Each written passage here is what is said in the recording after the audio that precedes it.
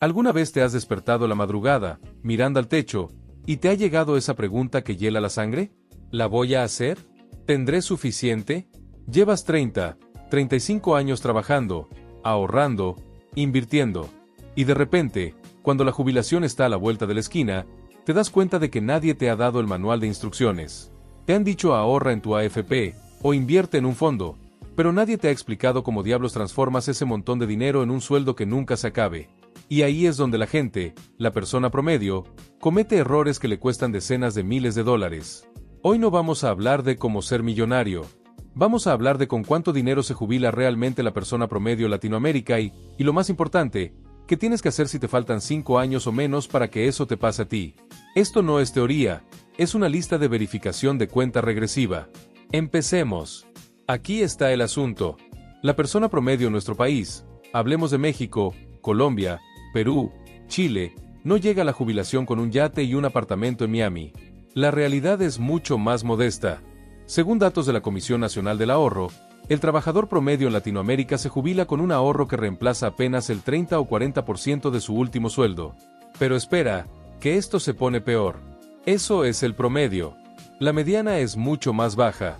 Eso significa que la mitad de la gente tiene incluso menos que eso. Pero hoy no vamos a hablar de estadísticas frías, vamos a hablar de ti, de la persona que está viendo este video porque sabe que el sistema no le va a resolver la vida. Si te faltan 5 años para jubilarte, las decisiones que tomes hoy, en este momento, van a determinar si tus últimos 20 o 30 años son de libertad o de estrés constante. Mira, lo primero que tienes que hacer, y esto es 5 años antes, es poner una fecha en el calendario. No puede ser me jubilo cuando se pueda o cuando me canse. Tiene que ser una fecha específica. ¿Por qué? Porque el momento lo cambia todo. Tus inversiones, tu estrategia de impuestos, cuando solicitas la pensión, todo depende de esa fecha. Si tu fecha es el 31 de diciembre de 2029, desde hoy empiezas a construir un plan. Si no tienes fecha, estás navegando sin mapa. Ahora, hablemos de plata. Y esto va a doler. La mayoría de la gente calcula su jubilación con el corazón, no con la cabeza. Dicen, con $2,000 al mes vivo bien. Pero ¿cómo sabes? ¿Has llevado un registro de tus gastos en los últimos 2 años? No es lo que crees que vas a gastar, es lo que realmente gastas. Y ojo, en la jubilación tus gastos cambian. Quizá ya no pagas colegiatura, pero empiezas a pagar más en salud. Quizá ya no tienes hipoteca, pero tu mantenimiento médico se dispara. Así que paso número 1 en este año 5, crea un presupuesto de jubilación basado en la realidad.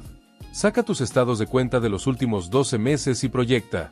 Y sé honesto, ¿vas a viajar más? ¿Vas a comer más fuera?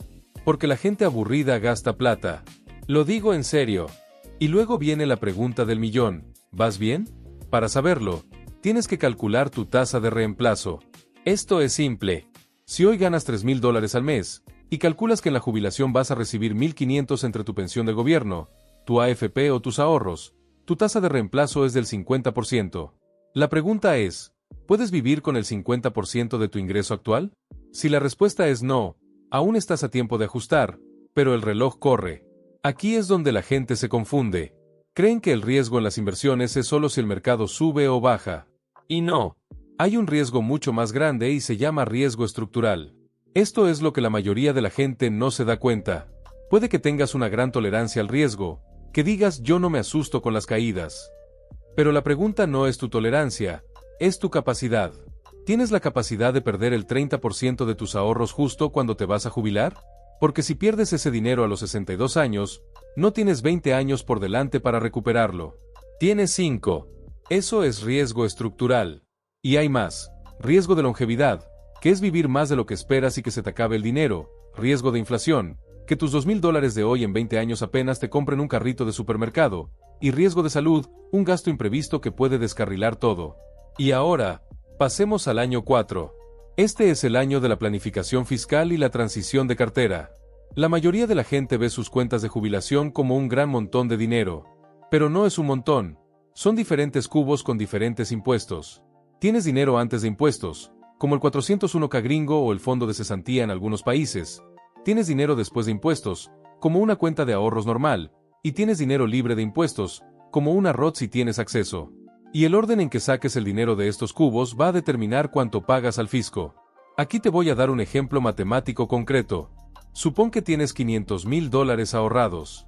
La mitad en una cuenta con impuestos diferidos y la mitad en una cuenta libre de impuestos. Si empiezas a sacar dinero de la cuenta con impuestos primero, vas a pagar impuestos sobre cada dólar que saques. Pero si combinas estratégicamente, sacando un poco de cada una, puedes mantenerte en un tramo impositivo bajo y pagar mucho menos. Esto se llama estrategia de retiro. Y tienes que decidirla antes de jubilarte, no cuando ya estás desesperado por el dinero. Y hablando de impuestos, aquí es donde se pone realmente interesante. Hay una herramienta que se llama conversión Roth. Básicamente, es tomar dinero de tu cuenta de retiro con impuestos diferidos y pasarlo a una cuenta Roth, pagando los impuestos hoy. Suena loco. ¿Para qué voy a pagar impuestos ahora si puedo pagarlos después? Porque después, cuando te jubiles, puede que estés en un tramo impositivo más alto de lo que crees. O peor, cuando empieces a recibir las distribuciones mínimas requeridas, las famosas RMD, te van a obligar a sacar dinero aunque no lo necesites, y eso te puede subir de tramo impositivo y hasta hacerte pagar más por tu seguro de salud. Hacer conversiones en los años previos a la jubilación, cuando tus ingresos son más bajos, puede ser una jugada maestra. Ahora, hablemos de salud. Si piensas jubilarte antes de los 65, o antes de la edad de medicar en tu país, esto es crítico. La salud no es gratis. Y no es solo tener un seguro, es entender los subsidios. En muchos sistemas, si tus ingresos son muy bajos, puedes calificar para subsidios de salud. Pero si tus ingresos son muy altos, o si haces una conversión Roth grande y te sube el ingreso ese año, puedes perder esos subsidios. Es el famoso efecto de desborde. Así que cuidado. Planifica tus ingresos anuales para maximizar los beneficios de salud. Y llegamos al año 3. Este es el año de la seguridad social y la defensa contra el riesgo de secuencia. La seguridad social es un tema complicado, especialmente para parejas. La mayoría de la gente la pide a los 62 o 63 porque quieren el dinero ya. Pero eso puede ser un error gigante. Hay que verlo como un seguro de longevidad. Si tú y tu pareja tienen buena salud y vienen de familias longevas, esperar hasta los 70 puede significar un cheque mensual mucho más grande, y eso es dinero que van a recibir de por vida. Y para las parejas, hay estrategias de sobrevivencia. Si uno de los dos muere, el otro recibe la pensión más grande de los dos. Así que si siempre has ganado menos que tu pareja, quizá te conviene que él o ella espere para reclamar la pensión máxima, porque será la que te protegerá si enviudas. Pero aquí viene el monstruo invisible, el riesgo de secuencia de retornos. Este es el que mata jubilaciones. ¿Qué es? Es cuando el mercado tiene una mala racha justo en los primeros años de tu jubilación. Imagina que te jubilas con $500,000.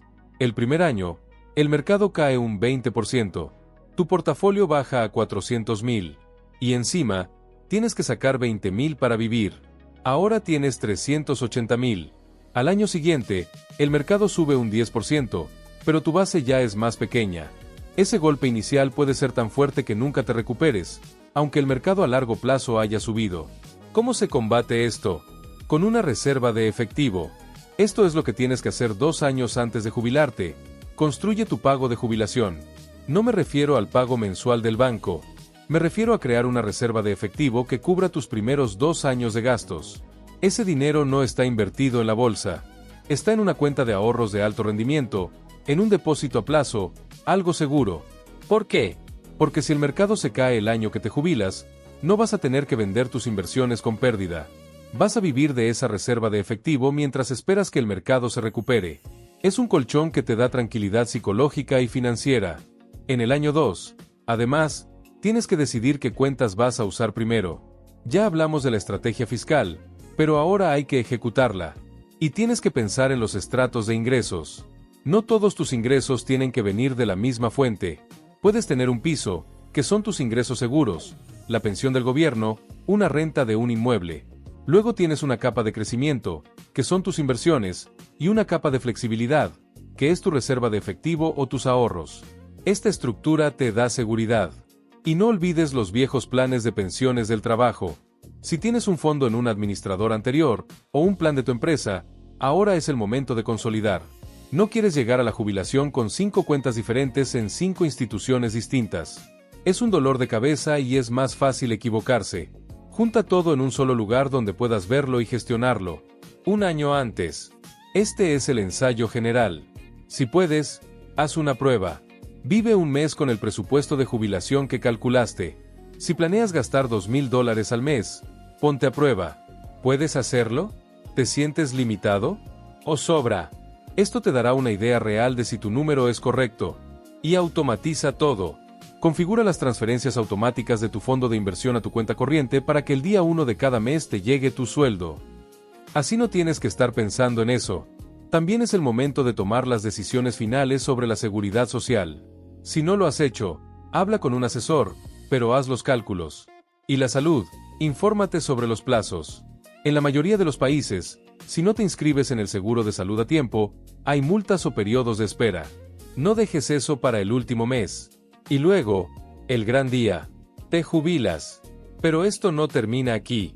El primer año de jubilación es de monitoreo y adaptación. No te cases con el plan. La vida cambia. Quizá gastaste más de lo previsto porque te fuiste de viaje.